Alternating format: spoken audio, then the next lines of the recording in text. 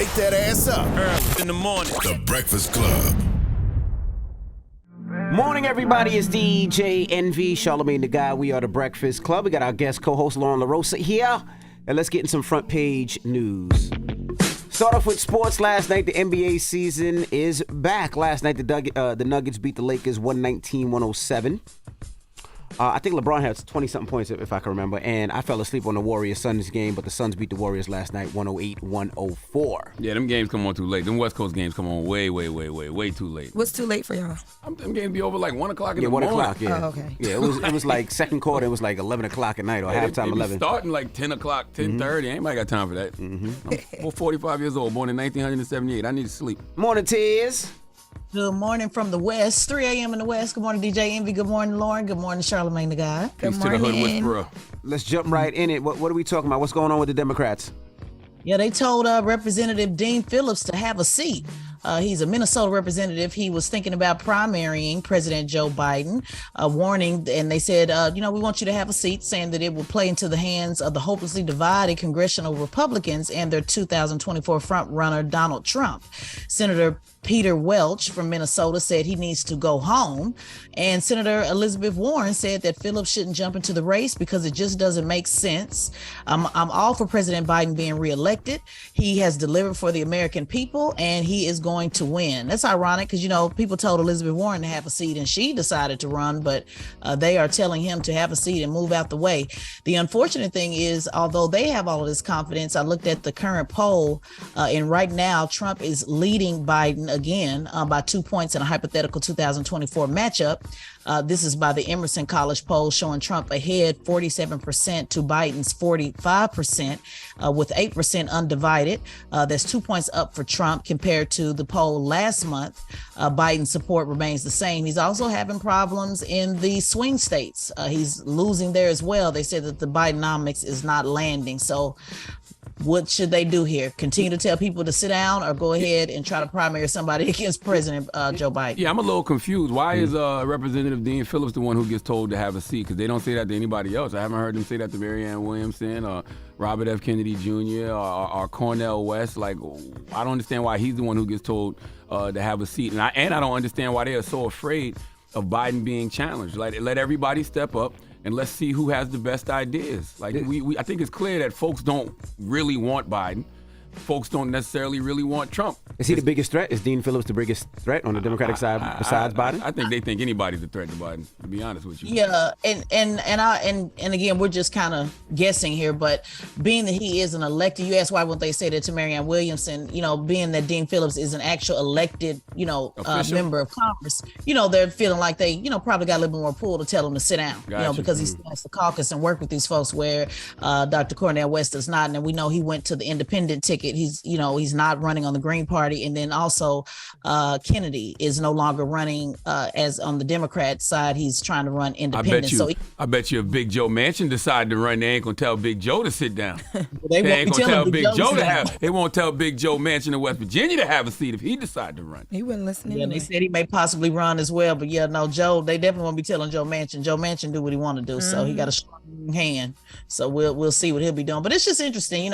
People are trying to give another option and, blatantly telling them flat out, do not run and have a seat. So yeah, we all know, like, we all say all the time, damn, Trump and Biden, that's all we got. That's all we're going to have again in 2024. So if there are other options, bring them out. Let's hear him. Bring them out. Absolutely. All right. Well, that is front page news. Taz, we'll see you in a little bit. Everybody else, get it off your chest. 800-585-1051. If you need to vent, phone lines are wide open again. Everybody's welcome to call, but Delaware. 585 Delaware, you're low. They going to be up here at your front door. Then what you going to do? 800-585-1051. All Call 20 us of now. us going to be right here. All 20 of us. It's the Breakfast Club. Good morning. Wake that ass up. Early in the morning. The Breakfast Club.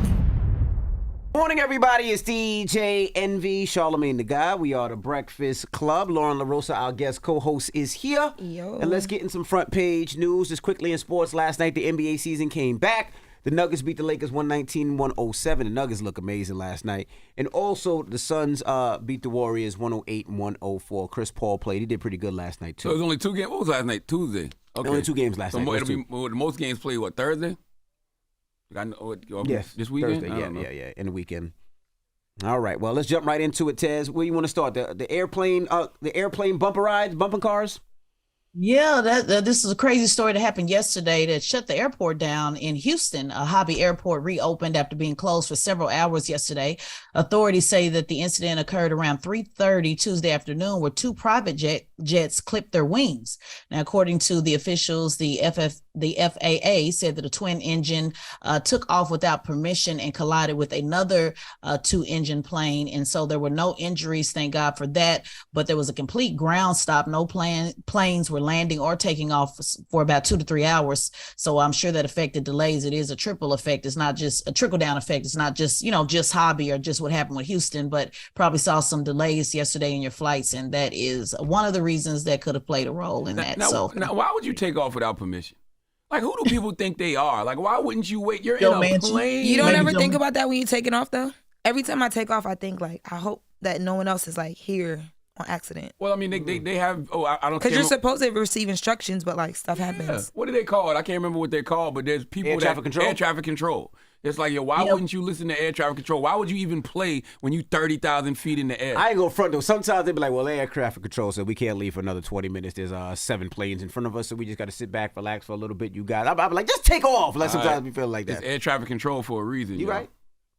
You right. Mm-hmm. When you right, you right. This actually happens more than what we think. I don't know if you guys remember a couple of months ago, I did a story on how often, how close this could happen with these collides, and they did like an interactive map. I can't remember what outlet posted that map, but they showed how close these planes, come with hitting each other all the time. So thankfully, no one was hurt though. So yeah, absolutely. Now let's talk about these student loans.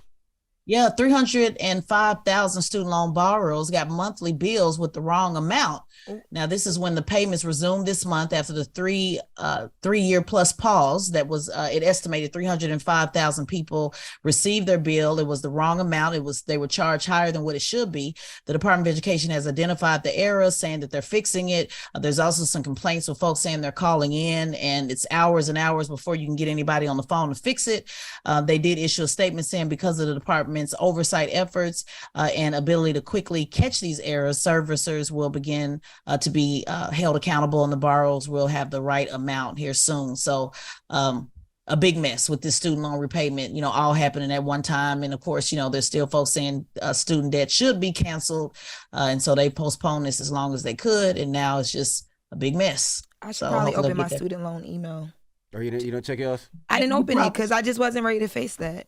Jesus. Yeah.